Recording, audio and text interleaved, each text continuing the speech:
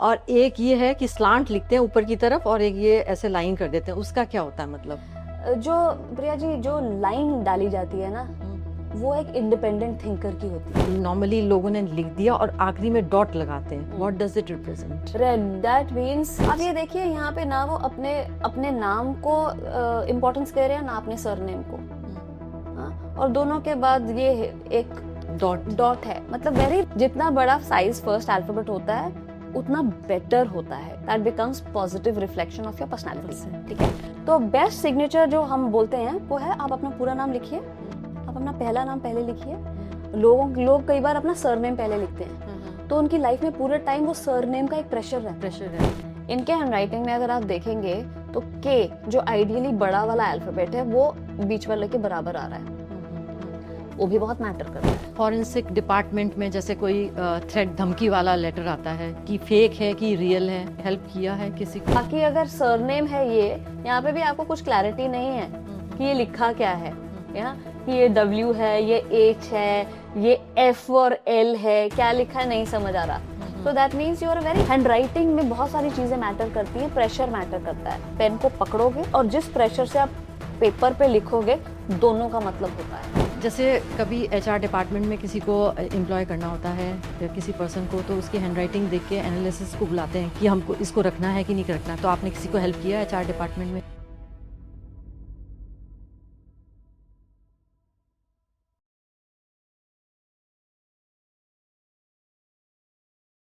नमस्कार।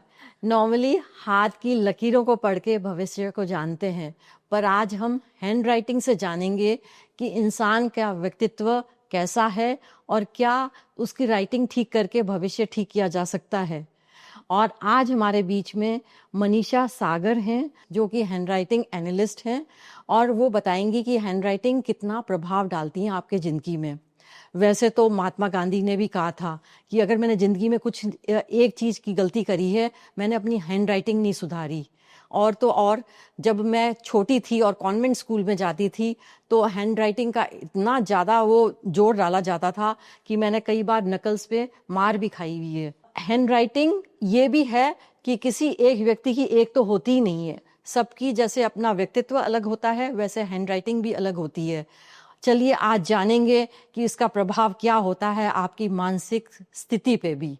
तो मनीषा जी, आप अपने बारे में अ बिट कि आप इस लाइन में NLP, you did NLP and ये आपने हैंड राइटिंग एनालिसिस भी किया, तो इसके आपका आने का क्या मकसद था?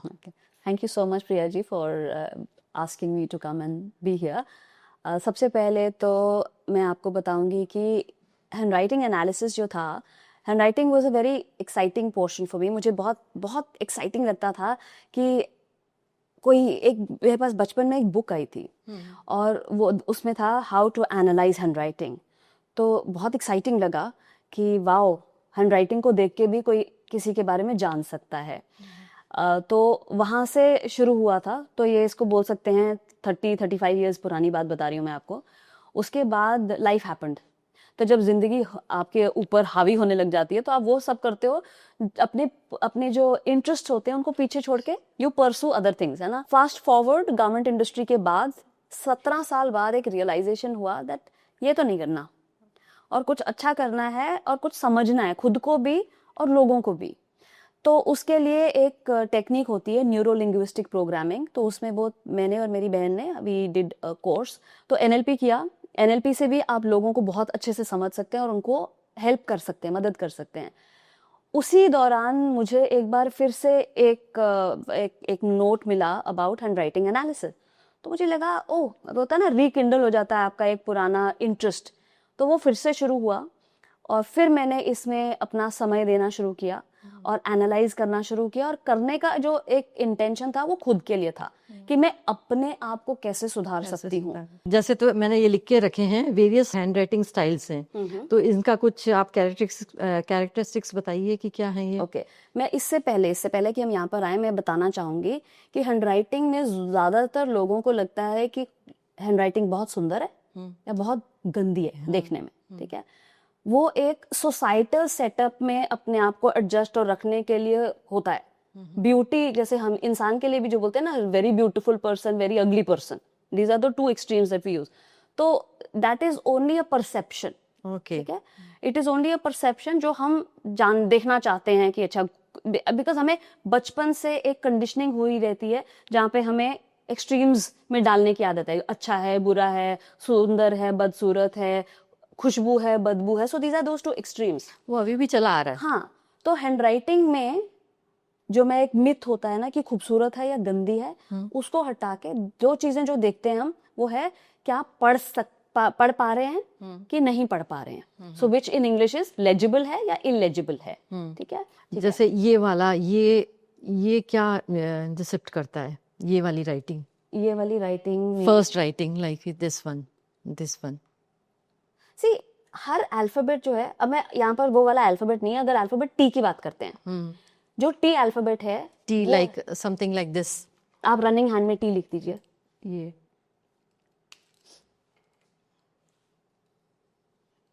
करेक्ट. टी जिस तरह से लिखा जाता है, वो 20 more than 20 आपके एट्रीब्यूट्स को बताता है.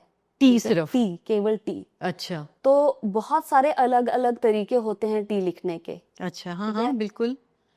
विद दैट सेड, अगर आप में कोई प्रॉब्लम है, सो फॉर एग्जाम्पल आपका कॉन्फिडेंस, अगर आप हैंडराइटिंग में समझोगे ना, आप कितने टॉकेटिव हो, आप कितने लॉयल हो, आप कितने इरिटेबल हो, आप कितने सरकास्टिक हो, आप कितने कमिटेड हो. ठीक है, आप किस तरह की सोच रखते हो, आप नैरो माइंडेड हो, आप फॉरवर्ड थिंकिंग हो, आप अगर लोग इरिटेटेड होते हो तो क्या लोगों से होते हो, सिचुएशन से होते हो, या खुद से होते हो, आपकी हैंडराइटिंग में सब कुछ आता है. हम ज्यादातर लोगों के सामने अपना जो प्रोजेक्शन देते हैं वो एक डिफरेंट होता है, पर हैंडराइटिंग आपके बारे में सब कुछ बताता है. For example you said for about T. T का क्या है? So this particular T, if I would to say कि अगर आपने इस तरह का टी लिखा है, तो इसमें आपको अगर कोई आपके बारे में कुछ बताता है या आपकी फिलॉसफी के बारे में बताता है, फॉर एग्जांपल आपका एक फिलोसॉफिकल बेंट है, आप एक तरीके से, पर्टिकुलर तरीके से सोचते हो, आपके दोस्त हैं, आपको जानने वाले हैं जो उससे अलाइन नहीं करते, और वो आपको बताना चाहेंगे कि no no no no no Priya ji, ऐसी नहीं, अगर आप समझो, प्रॉब्लम ये नहीं है, ये ऐसे होता है. ओके, जो भी हो, चाहे वो आपका पॉलिटिकल फिलॉसफी और पॉलिटिकल बेंट हो. Okay, I am not talking politics, but I am just saying these are the ideologies that we support, है ना. तो आपको कोई और आके बोलेगा no no Priya, that's not, you will not be able to accept it, क्योंकि वो आपके लिए एक आपने धारणा बना ली है, वो आप हो. तो anything that will come outside of that you would want to reject. शायद आप उनसे बात नहीं करना चाहेंगे, शायद आप बोलेंगे नहीं, फॉरगेट इट, आपको नहीं मेरी बात समझ आएगी, आप रहने दो. So okay, this T will talk about that. Okay. This tea also talks. We come back to this writing. Haan. For this writing is like, what type of this writing decept?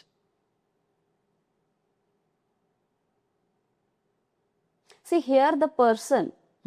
The person. I'm just an O की बात नहीं कर रही मैं overall पूरा line की बात करूंगी.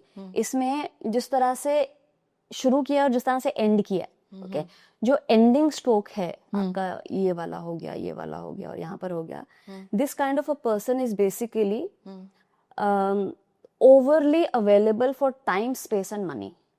कि मेरा टाइम, मेरा स्पेस, मेरा मनी आके वो ओवरली जेनरस होते हैं ना, उस तरह के. ओके. तो आप ये देखो कि just probably just this much of the alphabet, okay, this much closing is what is reflective of that about a person. अच्छा. तो अगर लोग सोचते हैं अगर ऐसा है तो the person is मतलब कि कुछ भी देने को तैयार है, कुछ भी करने को तैयार है, वो इतना जेनरस, ओके, हम बोलते हैं जेनरस है. अब जेनरस किस कॉन्टेक्स्ट में लोग समझना चाहेंगे ना, कि हाँ जेनरस का मतलब क्या, generous, am I a good friend, am I always available. आप टाइम, स्पेस एंड मनी, क्योंकि आपके पास पैसा नहीं भी होगा, आप किसी तरह से अरेंज करके उनको दोगे. आप कुछ भी करके, आपके पास छोटी जगह भी होगी, आप आके लोगों को बोलोगे नहीं, कम स्टे विद मी, यहाँ पर आओ, रहो, कोई बात नहीं. ठीक है, तो टाइम, स्पेस एंड मनी हो गया, स्पेस हो गया, और टाइम. आपके पास अपना काम छोड़ के आप उनके लिए अपना टाइम दे दोगे. So meaning to say, generous, it's nice to be generous, but then it's always at a later point of time regret होने लग जाता है ना, मैंने लोगों के लिए इतना किया, और तो मेरे फिर लिए वो कुछ नहीं हुआ। रिजेंटमेंट आना शुरू हो जाता है। और फिर जब वो रिजेंटमेंट आएगा, अभी यहाँ पर नहीं है रिजेंटमेंट, ठीक है, पर ये करते करते करते करते over a period of time जब रिजेंटमेंट आना लगेगा, तो यहाँ से आपकी हैंडराइटिंग में रिफ्लेक्ट करना शुरू होगा, बिल्कुल। ठीक है। तो बहुत कुछ चेंज होता है। And this writing, this one like, हाँ हाँ, I am looking at this also. So this person is basically a loner. अच्छा, उसको वो सोसाइटल सेटअप में अगर है भी, हाँ, ठीक है, वो लोगों के बीच में है, वो ठीक है, पर वो उनके बीच में भी अपने आप को लोनली महसूस करता है और चाहता है कि आई एम, उसके लिए उसकी कंपनी बेस्ट है। अच्छा, this kind of hand writing. Okay. And this type,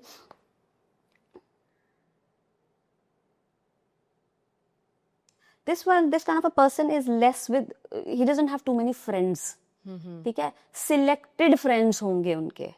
meaning to say कि आपका जो एक इनर सर्कल होता है, कई लोग होते हैं जिनके बहुत दोस्त होते हैं, ठीक है, ये भी मेरा दोस्त, ये भी मेरा दोस्त, ये भी मेरा दोस्त, ऐसे करके। कई लोग होते हैं जिनके बड़े फ्री, इस वाले राइटिंग में there are people you can count the number of friends, उंगली पे काउंट करके, only the best, to keep the best only. हाँ, and they are not very trusting, वो सबसे सब पे बहुत जल्दी से विश्वास नहीं कर लेते। And what about this slant handwriting like this one? एक तो ये वाला, in addition to the slant, what I also see is this individual is very talkative, okay, okay, and talkative, अब टॉकेटिव में भी बड़ा इंटरेस्टिंग एस्पेक्ट होता है कि जो बहुत ज्यादा बातूनी होते हैं, वो बातें करते हैं दुनिया जहान की, वो अपने बारे में बात नहीं करना चाहते, ठीक है, पॉलिटिक्स की, वो इधर हर की, चीज की उधर बात की। करेंगे, बिकॉज वो अपने आप से डिस्ट्रैक्ट करते हैं, जो ज्यादा टॉकेटिव होते हैं, and that is the kind of personality that is reflective over here. In addition to that, the personalities at least here and here are also very rigid, rigid, हाँ, इनफ्लेक्सिबल, स्टबन होते हैं ना जो, हाँ, बस जो है वो है, वो है, बस, ठीक है, उससे अलावा नहीं। जैसे कभी एचआर डिपार्टमेंट में किसी को एम्प्लॉय करना होता है या किसी पर्सन को, तो उसकी हैंडराइटिंग देख के एनालिसिस को बुलाते हैं कि भाई हैंडराइटिंग देखो कि हमको इसको रखना है कि नहीं रखना। तो आपने किसी को हेल्प किया एचआर डिपार्टमेंट में? मैंने हेल्प किया है, पर मैं ये वाले धारणा में विश्वास नहीं करती कि आप बोलो कि क्या हमें इसको रखना चाहिए कि नहीं रखना चाहिए। हम आप ये सिर्फ कैरेक्टरिस्टिक्स बता देते हो? नहीं, हम कैरेक्टरिस्टिक्स ऑल्सो थी, देखिए होता ये है, हर इंसान में कुछ ना कुछ खूबी रहती है, ठीक है। बहुत बार ऐसा होता है कि लोगों, पर्सन इज वेरी गुड, वो काम में बहुत अच्छा है, पर वो उस डिपार्टमेंट में मिसफिट है, तो हम उनको ये बताते हैं कि आपका जो ये पर्सन है, ये इस तरह के डिपार्टमेंट में अच्छा बैठेगा, बिल्कुल, ओके। हमको किसी को ये थोड़ी बताना है that you are not good, good, ठीक है। हमारा मकसद ये रहना चाहिए और हमारा एक इंटेंशन ये रहना चाहिए, how to make people feel nice about self, ठीक है। Rejection is the easiest thing, गलतियां पॉइंट आउट करना, बुराइयां ढूंढना, वो हम इंसानों का एक बहुत जैसे बोलते हैं ना, फोर्टे हो चुका है, ठीक है, एरिया ऑफ एक्सपर्टीज है वो, कि हम किसी में भी बुराई निकाल सकते हैं, अच्छी से अच्छी चीज में। तो हम जब रेकमेंड करते हैं, तो रेकमेंडेशन ये होती है कि आपको इस फील्ड के लिए चाहिए, तो इस फील्ड में मे बी ही और she will not be able to work, because कई चीजें होते हैं। अब अगर मैं बोलती हूँ कि ये वाली हैंडराइटिंग में the person is a loner, do you think वो टीम में भी ठीक बैठेगा? हाँ, अगर आप उसको टीम में काम कराओगे, वो नहीं कर पाएगा, बिल्कुल, ठीक है। तो ये बोलना कि oh you don't even know how to work, that's a wrong thing. It's like give him independent charge कि okay you are an independent person, ऐसे काम कर लो, they will work well. So this is what we tell people. Forensic department में जैसे कोई threat, धमकी वाला लेटर आता है, तो मतलब कि फेक है कि रियल है, मतलब हेल्प किया है किसी को? ये मैंने हेल्प नहीं किया, but I know for sure that it works. हर, मैं जैसे बोल रही हूँ ना कि आप ये देखिए ना, अल्फाबेट टी अगर 20+ आपके एट्रीब्यूट्स को रिफ्लेक्ट करता है, तो कलेक्टिवली इतने सारे अल्फाबेट जब इकट्ठे लिखे जाते हैं, वर्ड्स, शब्द जब उनके बनते हैं, तो कितने, एक शब्द में ही बहुत सारी पर्सनालिटी रिवील हो जाती है। तो मतलब आपको पता चल जाता है कि धमकी वाला लेटर है। और लव लेटर, कि ये लव लेटर फेक है, कि वैसे तो आजकल व्हाट्सएप के लव लेटर्स चल रहे हैं, पर नहीं, पर ये लव लेटर्स का पता चल जाता है कि भाई फेक भेजा है, कि मतलब इसको असल प्यार है कि ऐसे ही है? बिल्कुल पता चलता है, अच्छा, लिखने के स्टाइल से। पर अगेन, आप जब व्हाट्सएप की बात करते हो, जब आप कंप्यूटर टाइप्ड की बात करते हो, तो वो नहीं है, ठीक है, पर पता चलता है कि है, हो रहा है। पर्सनैलिटी चेक कई बार होता है कि कोई रिश्ते के लिए जाते हैं और लोग बात कहते हैं कि भाई इसका कैसे पता चलेगा पर्सनैलिटी का। तो कई बार आपको मतलब इंटरेस्टिंग कोई ऐसा वाकया हुआ है कि मतलब रिश्ते की बात आई है या कोई आया है और पर्सनैलिटी चेक करनी है भाई लड़के की कि एग्रेसिव तो नहीं है, कहीं ऐसा तो नहीं है इसकी राइटिंग से, तो कभी कोई वाकया हुआ ऐसे? हाँ सी अब सबसे पहले ये होता है जब हमारे पास कोई लोग आते हैं अपनी ऐसी वाली क्वेरीज लेके, तो जब तक जिस इंसान की हैंडराइटिंग आप की बात कर रहे हो, जब तक उस इंसान की सहमति नहीं है तो हम नहीं करते। अच्छा। ठीक है, अब ऐसा नहीं है कि आप इन द स्लाई आके बोलो कि इसका चेक कर दो, नहीं, दैट इज एथिकली इनकरेक्ट। पर हैंडराइटिंग देख के आपको कंपैटिबिलिटी समझ आएगी। If one person is loyal and if the other person is very outgoing, और मतलब देयर आर क्लैशेस कि ये बहुत ज्यादा एक्सट्रोवर्ट टाइप है, एक इंट्रोवर्ट टाइप है, हैंडराइटिंग से जो पता चलता है। क्या उन दोनों का इकट्ठे हो पाएगा? Most likely not. ठीक है, but there are again lot of attributes that count. अब एक चीज को आइसोलेशन में देखकर वो एक गलत बात होगी कि आप बोलो कि अच्छा ये ऐसा है या ये वैसा है, दैट्स इनकरेक्ट। पर पता चल जाता है कि ये एग्रेसिव है, एंग्री है, मतलब बिल्कुल पता चल जाता है। मनीषा, मेरी डेली हैंडराइटिंग चेंज होती है, इसका मतलब क्या है? समटाइम क्या मैं व्यक्तित्व मेरा हर दिन चेंज है? सी ओवरऑल अगर आप व्यक्तित्व पर्सनालिटी की बात कर रहे हो तो हमारी पर्सनालिटी चेंज नहीं हो रही, पर हमारे मूड्स तो चेंज होते हैं ना। हाँ, और हमारा जो हैंडराइटिंग आता है वो मूड्स पे से इफेक्ट होता है। ठीक है, इम्पैक्ट होता है। तो हम जो यहाँ से सोच रहे हैं, हमारी अगर आप देखोगे एक दिन आप एक्सरसाइज बड़े अच्छे से कर पाते हो, अगले दिन आप वही एक्सरसाइजेस नहीं कर पाते, बावजूद इसके कि आप लेजी, लेथार्जिक, टायर्ड नहीं फील कर रहे हो, but there is something about you अंदर जो आपको रोक रहा है। सेम थिंग हैपन्स आपकी हैंडराइटिंग में भी। ठीक है, तो हैंडराइटिंग में क्या होता है कि जब आप यहाँ पे कुछ सोच रहे होते हो, तो उसका इम्पैक्ट आपका, आपकी सारी बॉडी इंटरकनेक्टेड है, आपकी बॉडी माइंड इंटरकनेक्टेड है। ठीक है, तो जो आप करते हो तो उसमें आपका चेंज आएगा।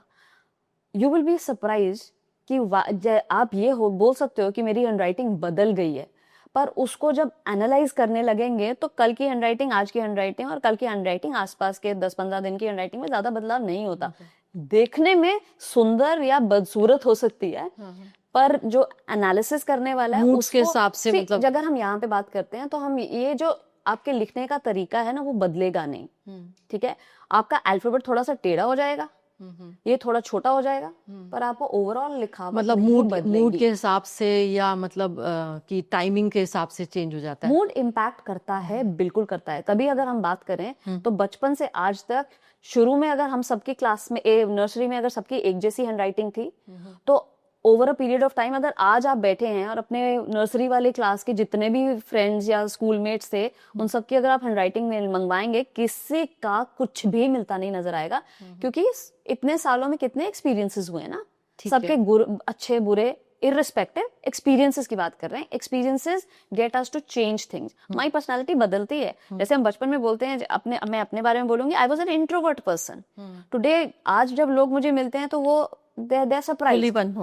So there is, तो मतलब evolution happens. That's what is happening here also. Signatures जैसे होते हैं, जैसे सिग्नेचर्स कई बार लोग बाग अपने चेंज भी करा रहे हैं, तो क्या सिग्नेचर से लक, फाइनेंशियल इंस्टेबिलिटी अगर चेंज कराने से आता है तो क्या कराना ठीक है?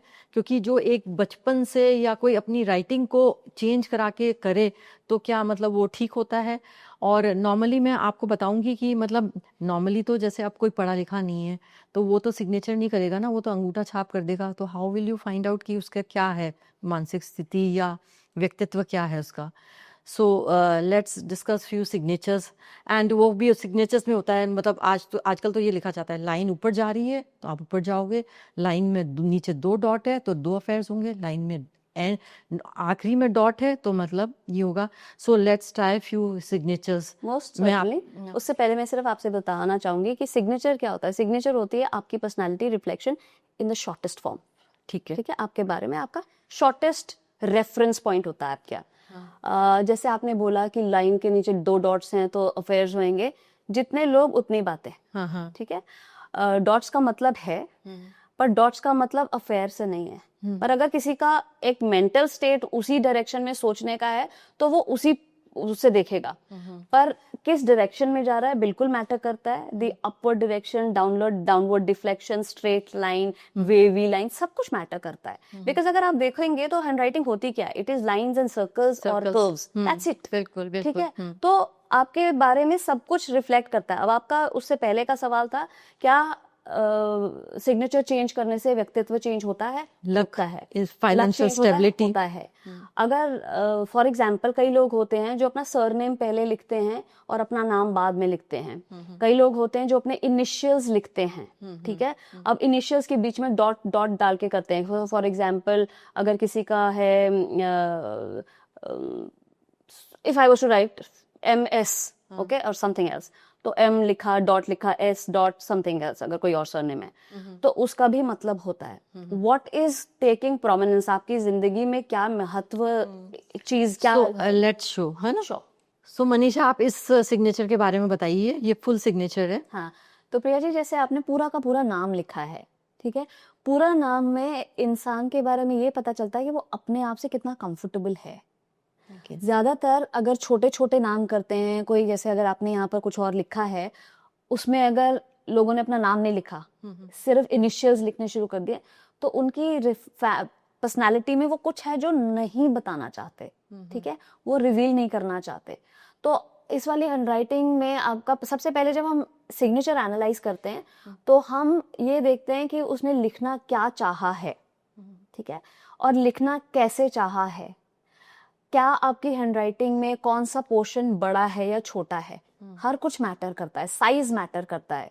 कई लोग ऐसा लिखते हैं कि पूरा का पूरा पेज पे उनका सिग्नेचर आता है, कई इतना छोटा करते हैं और वो बोलते हैं कि अरे जगह कम थी, हमने इसलिए अपना हैंडराइटिंग का वो सैंपल छोटा किया। इसमें क्या शो करता है? इसमें the personality is a very comfortable personality, ठीक है, अपने आप से, और काफ़ी आउटगोइंग पर्सनालिटी है, और इसमें थोड़ी सी फ्रस्ट्रेशन, इरिटेशन तो है, ठीक है, तो बाकी जो एस्पेक्ट्स आते हैं पर्सनालिटी के वो भी रिवील होते हैं। ओके। और एक ये है कि सिर्फ एक नाम लिख के और लोग मतलब स्लांट लिखते हैं ऊपर की तरफ, और एक ये ऐसे लाइन कर देते हैं, उसका क्या होता है मतलब?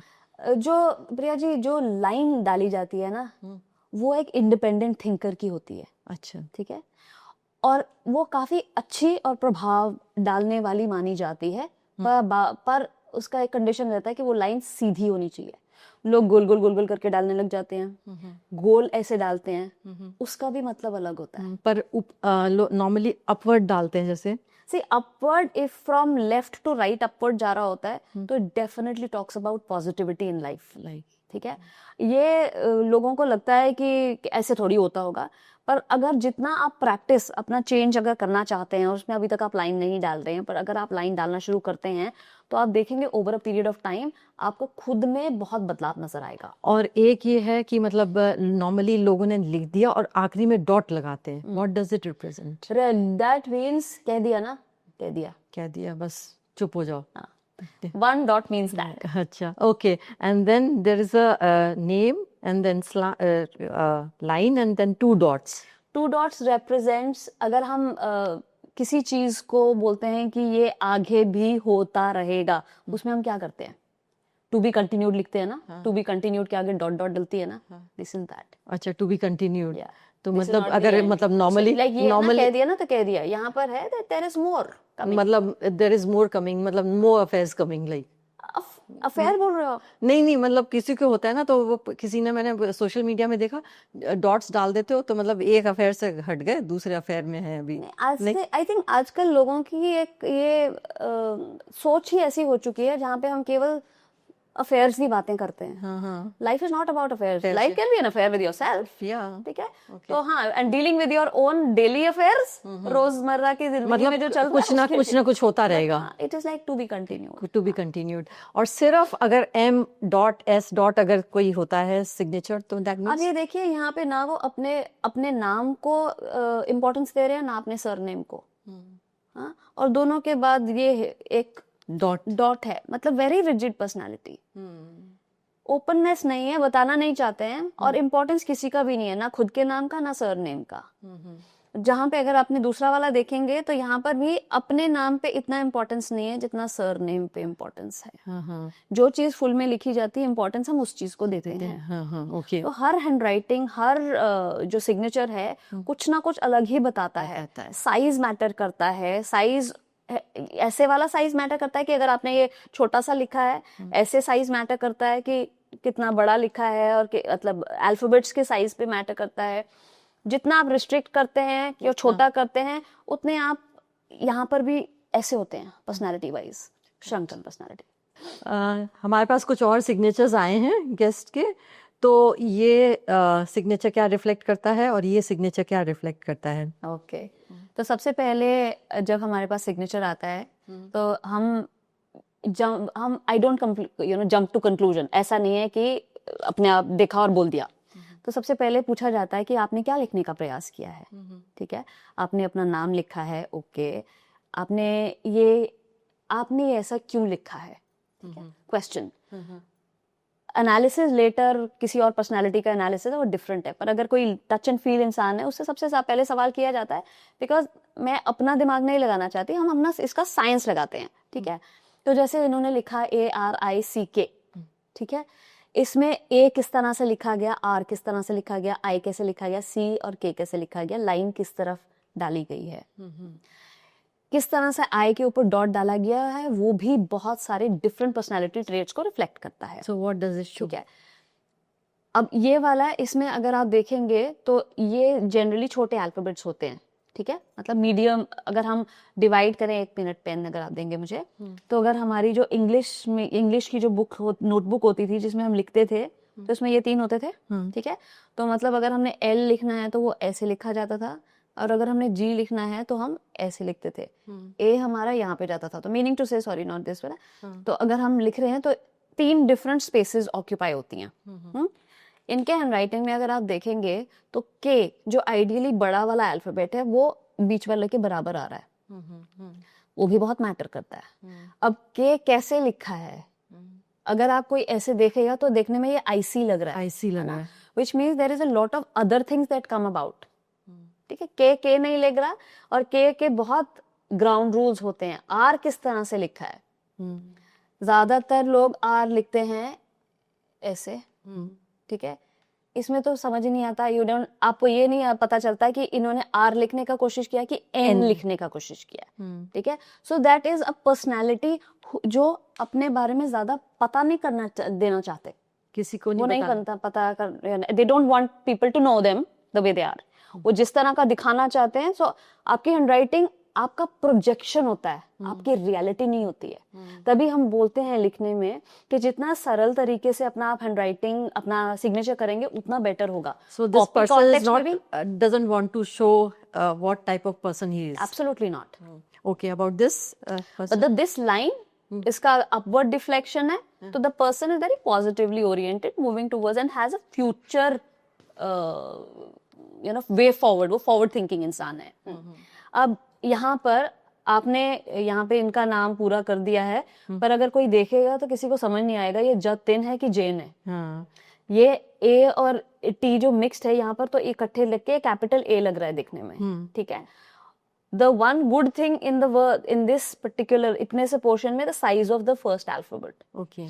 जितना बड़ा साइज फर्स्ट अल्फाबेट होता है उतना बेटर होता है। मीनिंग टू से ये नहीं कि पूरा पेज आपने फर्स्ट अल्फाबेट से लिख दिया, पर इससे अगर आप 2 गुना बड़ा बनाते हो आपका first alphabet, that becomes positive reflection of your personality. ठीक है, अब how has it been written, there is no connectivity in any of the alphabets. Okay, so that person is a very compartmentalised person. कभी ये किया फिर ये छोड़ के ये किया, हर एक चीज का अलग अलग, this is not associated with this. ठीक है, लिंकिंग नहीं करेंगे हम, किसी से लिंक नहीं करता ना। यहाँ पर again the lines are pretty okay, and चाहे वो दोनों के नीचे एक कॉमन लाइन हो या दोनों के नीचे अलग अलग लाइन है, दैट डजंट रियली मैटर, पर किस तरह की लाइन है वो मैटर करता है। कि क्या अब इन्होंने सीधा लिखा है, ओके, सीधा as in a straight line, upward but a straight line, but अगर इन्होंने ऐसा होता तो that was a different kind of a personality. ठीक है, तो सबसे अगर हेल्दी जो होता है हमारे सिग्नेचर में, अ straight line is a healthy line. Okay okay. Preferably cut, अगर कुछ ना काट रहा होगा, जैसे कई लोग होते हैं, if I can spoil the hand writing a little, चलो कुछ और लिख देती हूँ यहाँ पे। जैसे किसी ने ऐसे करके, for example if I have written Sagar and I put like this, हाँ, बोलने के लिए ओ मेरे से गलती हो गई ना, there something is here which made you do this, ठीक है। पर जनरली जो हेल्दी होता है वो अगर नीचे है तो इट्स ओके, अगर ये लाइन कट रहा है उसमें कोई प्रॉब्लम नहीं होती है, ठीक है। तो इसमें like I was saying the first alphabet is a good size alphabet, the others पता नहीं चल रहा है, आपको ये नहीं पता ये ए है, ये टी है, ये आई है, ये एन है, नहीं पता चल रहा। आई कैन मिक्स इट और मिसअंडरस्टैंड कि ये ए लिखा है शायद, और ये आई या एन ये शायद गलती से लिखा है, ये सिर्फ आई है या गलती का डॉट है, एन लिखना था या एम लिखना था। So non clarity, that person is also a very ambiguous person. Ambiguous means जो अगेन अपने बारे में ज्यादा खुद से भी बात नहीं करना चाहता, अच्छा। okay? अपने लिए भी they compartmentalized. I'm like plus something about his handwriting is that I'm talkative. okay with The individual could be a talkative person. अगर मैं what did I, जो मैंने आपको बोला था कि बहुत जो बातचीत करने वाला होगा, जो बातों नहीं होते हैं वो अपने बारे में कभी बात नहीं करते, अच्छा, तो ये वो दुनिया जहान की बात करते हैं, ये ऐसा पर्सनैलिटी है। तो बेस्ट सिग्नेचर जो हम बोलते हैं वो है आप अपना पूरा नाम लिखिए, आप अपना पहला नाम पहले लिखिए। लोग कई बार अपना सरनेम पहले लिखते हैं, तो उनकी लाइफ में पूरे टाइम वो सरनेम का एक प्रेशर रहता है, ठीक है। सरनेम मतलब जो आपका लाइनेज आ रहा है उसका प्रेशर रहता है। ये एक और सिग्नेचर किसी ने दिया है मनीषा जी, सो इसको एनालाइज कीजिए आप प्लीज।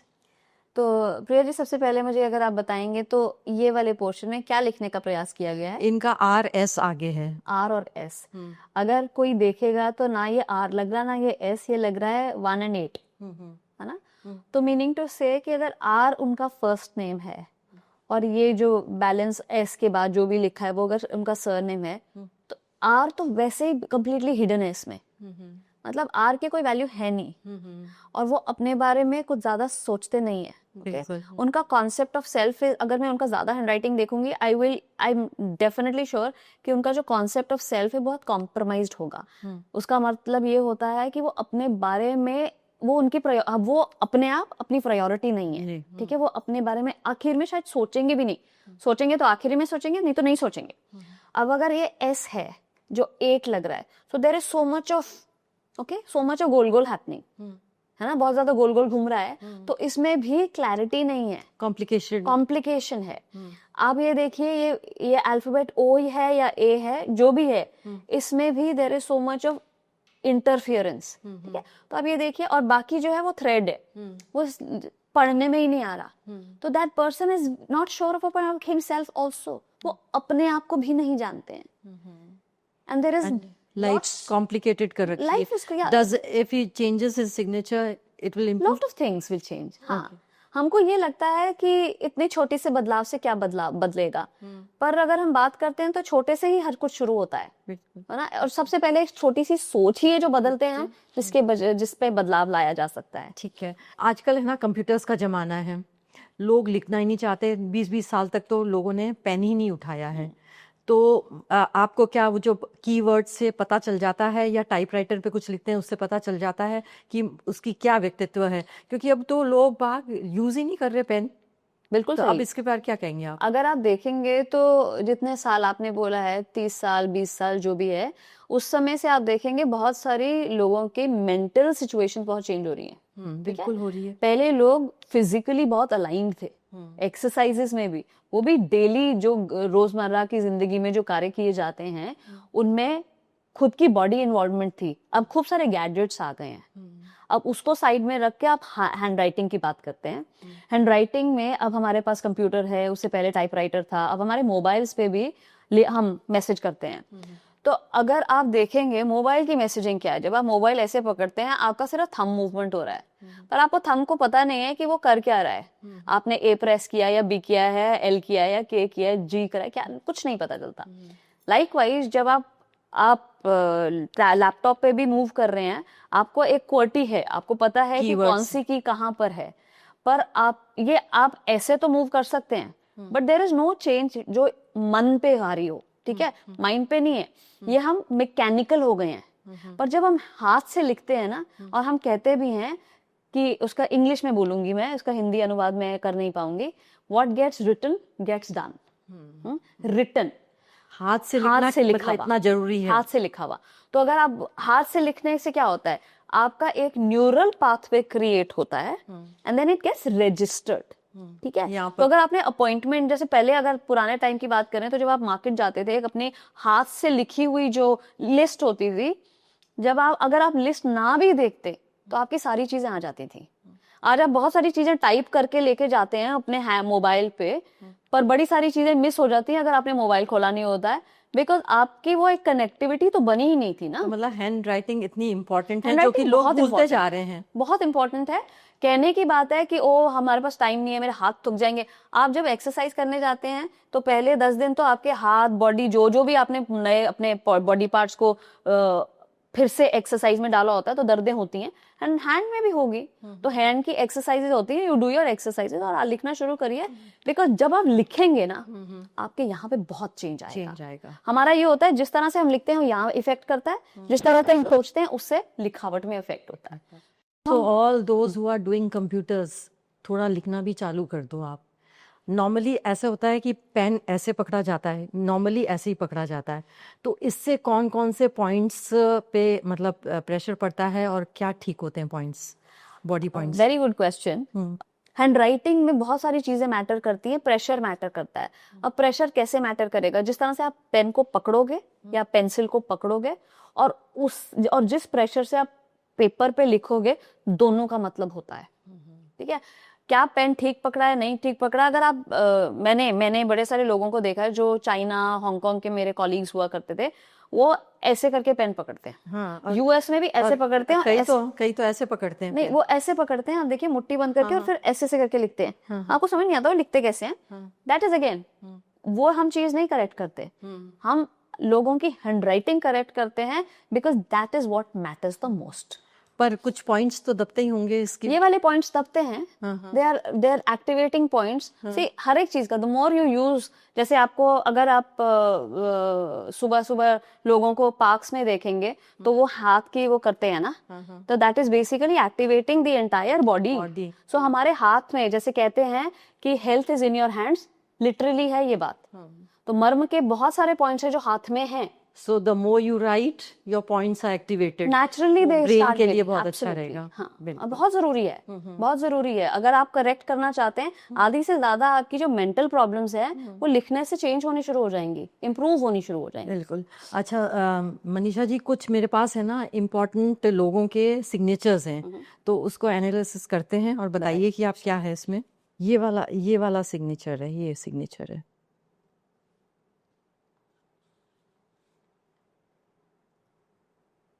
सी देयर इज, अगर ये एक ही अल्फाबेट है या ये दो अल्फाबेट्स हैं,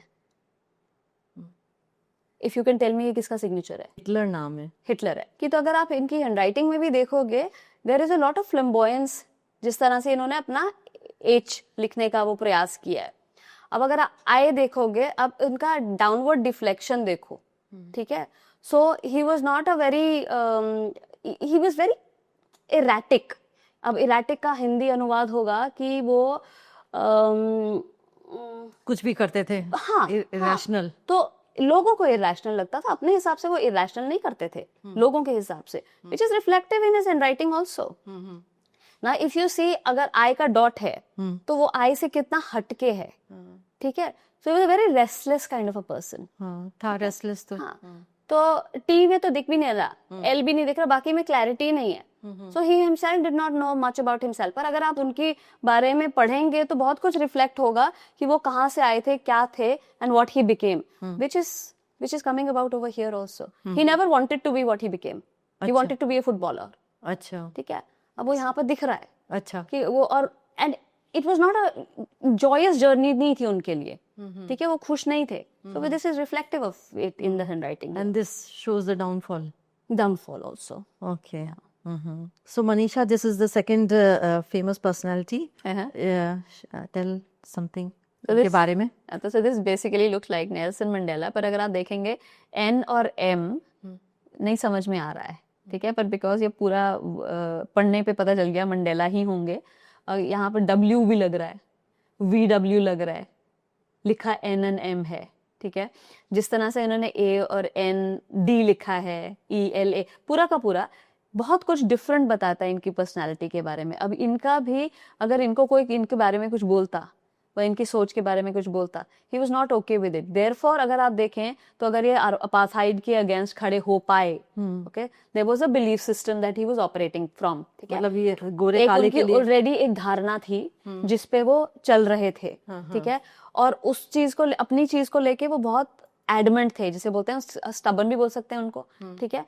अब स्टबर्न का ऑल्टरनेट वर्ड है एडमेंट, मीनिंग दोनों का सेम ही है कि मुझे पता है मुझे क्या करना है। He was that kind of a person and उन्होंने बहुत काम किया उस हिसाब से, ठीक है। इनके लाइफ में अगेन देवर अगेन बड़ी सारी कॉम्प्लिकेशंस रही हैं। आप इनके अल्फाबेट्स जहाँ पे क्लैरिटी नहीं होती ना, वहां पे कॉम्प्लिकेशन पता चलती है, ठीक है। तो अगर आप NMM मेक ही नहीं कर पाते, अगर किसी ने ये सिर्फ ये लिखा होता तो नहीं समझ आता ये क्या है। तो जितनी क्लैरिटी होगी उतना बेटर होता है लोगों को अपने में चेंज लाना। अब जब ये, अब now he is not there, अब वो नहीं है तो वो बदलाव नहीं करेंगे, पर इसमें से पता चलता है कि वो रिजिड भी थे, ठीक है, अच्छे इंसान थे। रिजिडिटी बुरी बात नहीं है, कई चीजों को लेकर रिजिडिटी होती है, विच इज ओके, करना है तो करना है तो करना है, वो भी एक तरीका होता है। पर कई लोग होते हैं उसको नेगेटिव साइड में ले जाते हैं कि हम तो यहीं ऐसे कर लो जो करना है, ठीक है। तो इनका बिलीफ सिस्टम बहुत ही क्लियर था, which is very reflective of his handwriting also. Okay, भाई जो करना है वो करना है, बस ये इनका था। अच्छा, एक और ये पर्सनालिटी है। तो अगर मैं सिर्फ इसको देखती हूँ तो ये S तो क्लियर है, ठीक है, पर S के बाद उनका नाम तो नहीं लग रहा, ये फुल नेम तो नहीं है, ठीक है, तो ये पहला है। तो कॉन्सेप्ट ऑफ सेल्फ तो है ही नहीं, अपने बारे में कुछ ज्यादा सोच नहीं है। जहाँ पे हम अपना फर्स्ट नेम, अपना खुद का नाम सिर्फ एक अल्फाबेट में कन्फाइन कर देते हैं, तो वहां हम अपने बारे में ज्यादा कुछ सोचते नहीं, करना भी नहीं चाहते और दिखाना भी नहीं चाहते। बाकी अगर सरनेम है ये, यहाँ पे भी आपको कुछ क्लैरिटी नहीं है कि ये लिखा क्या है, या कि ये W है, ये H है, ये F और L है, क्या लिखा है नहीं समझ आ रहा। So that means you are a very ambiguous personality over here. आप अपने बारे में किसी को पता भी नहीं करने देना चाहते हैं। अब आप जो भी हैं वो है। And this line shows what? This I am sure is a continuation उनके खुद ही के सरनेम का वो है जो अल्फाबेट कंटिन्यू हो रही है, okay, stretched to stretch handwriting. अच्छा, पर क्लैरिटी बिल्कुल भी नहीं, कोई ये नहीं बता सकता कि ये किसका सिग्नेचर है। ऑब्वियसली किसी ने अगर इनका ऑटोग्राफ लिया होगा तो पता चलेगा ये विलियम्स लिखा है, बट ऐसे नहीं पता चल रहा। सो कंसील्ड रहना चाहते हैं, दिखाना बताना नहीं चाहते अपने बारे में, अपने बारे में अपने मतलब कुछ चुप रहना चाहते हैं। अच्छा अच्छा। तो मैं आखिरी में ये कहना चाहूंगी, ठीक है, सिग्नेचर्स तो चेंज कर सकते हैं, क्या हैंडराइटिंग भी चेंज करने सकते हैं, मतलब एक सर्टेन एज पे आके? बिल्कुल चेंज कर सकते हैं। सबसे पहले तो हमें ये जो एक धारणा है ना एज पे आकर, एज को तो प्लीज हटा दीजिए। ये एक बहुत अपने आप को रिस्ट्रिक्ट, या शायद अपने आप को ये बोलने के लिए कि अब नहीं करना, हम एक वो बोल देते हैं अब तो उम्र हो गई है। पर हर किसी भी चीज के लिए कोई उम्र नहीं होती है। आप आज भी चेंज करना चाहें तो कर सकते हैं। और मैं अपने बारे में ही बताना चाहूंगी बहुत ब्रीफली कि मैंने जब अपनी हैंडराइटिंग, सबसे पहले मैंने अपनी हैंडराइटिंग को एनालाइज किया, ठीक है, और आप अपने आप को अपने आप से झुठला नहीं सकते। तो हैंडराइटिंग जो हैंडराइटिंग एनालिसिस है वो एक साइंस है, या वो फिगमेंट ऑफ इमेजिनेशन नहीं है कि आपने मनगढ़ंत बोल दिया तो वो है, नहीं, it is based on science. तो मेरी हैंडराइटिंग देखने में अच्छी है, सबको लगता है बड़ी अच्छी है, पर उसमें बहुत विकार हैं। उन विकारों को आइडेंटिफाई करके जब मैंने पिछले 1.5-2 महीने अपनी हैंडराइटिंग में लिखना चेंज किया, तो उसमें मैंने पिछले 1.5-2 महीने में मैंने अपने में बदलाव देखा। और वो बदलाव बहुत अलग सा था कि मैंने अभी कहीं पे एक प्रोग्राम में मैंने होस्ट करना था। ज्यादातर जब मैं होस्ट करने जाती हूँ प्रोग्राम्स तो मुझे बहुत नर्वसनेस होती है, बटरफ्लाई जैसे बोलते हैं ना, बटरफ्लाइज इन योर स्टमक, जब ऑडियंस को एड्रेस करना है। ये पहली बार था कि ना मुझे बटरफ्लाइज इन माई स्टमक थे, ना मुझे वो एक नर्वसनेस थी। I was comfortable with my self, meaning to say कि वो 3 या 4 अल्फाबेट्स थे जिसमें बदलाव लाया है, ठीक है। तो इतना छोटा बदलाव भी बहुत बड़ा इम्पैक्ट करता है आपको। और like I said, there is no age. Please इस चीज को तो बिल्कुल दिमाग से निकाल दीजिए कि छोटे बच्चे कर सकते हैं, बल्कि जब हम एनालिसिस करते हैं तो हम 16 साल की उम्र से छोटों को एनालिसिस नहीं करते, हम उनको बढ़ने देना चाहते हैं अपने तरीके से। जब हमारी चीजें पक्की हो जाती हैं, जब हम व्हेन वी बिकम एक पर्सनालिटी एस्टैब्लिश हो जाती है ना, बदलाव उसके बाद लाना चाहिए। तब पता चलता है कि क्या विकार है, क्या अच्छा है। जो अच्छा है उसको प्रोसीड कर लो, जो नहीं है बेस्ट है कि बदल लो। मैं अपने ऑडियंस से बोलना चाहूँगी कि अगर लाइफ में कुछ बदलाव छोटी सी छोटी चीज़ों से हो सकता है तो ज़रूर लाएं। हैंड राइटिंग चेंज करें, अपने सिग्नेचर्स चेंज करें और लाइफ में थोड़ी क्लैरिटी लाएं और कन्फ्यूजन को हटाएं। तो और अगर आपको कुछ सलाह लेनी है तो मनीषा सागर हैं, इनका डिस्क्रिप्शन में नंबर भी होगा, आप इनसे सलाह ले सकते हैं और इनसे कांटेक्ट कर सकते हैं। धन्यवाद। थैंक यू, धन्यवाद।